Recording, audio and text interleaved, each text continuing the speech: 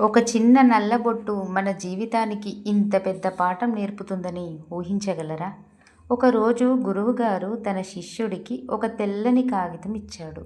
ఆ కాగితం మధ్యలో చాలా చిన్న నల్లబొట్టు పెట్టి, "నీకు ఇందులో ఏమి కనిపిస్తోంది?" అని అడిగాడు. శిష్యుడు వెంటనే, "గురువుగారు, నాకు నల్లబొట్టు కనిపిస్తోంది" చెప్పాడు. అప్పుడు గురువు చిరునవ్వుతో, "ఇంత పెద్ద తెల్లని కాగితం కనిపించలేదా?" అని అడిగాడు. శిష్యుడు ఆశ్చర్యపోయాడు. అప్పుడు గురువు ఇలా చెప్పాడు, "మన జీవితంలో కూడా ఎన్నో మంచి విషయాలు ఉంటాయి.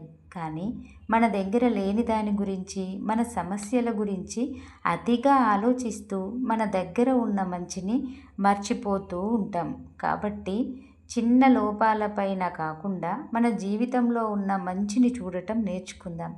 నీతి: చిన్న నల్లబొట్టు మీదే దృష్టి పెట్టకుండా పెద్ద తెల్లని కాగితాన్ని కూడా చూడాలి. ఈ వీడియో నచ్చితే ఫాలో చేయండి, లైక్ చేయండి ఖచ్చితంగా.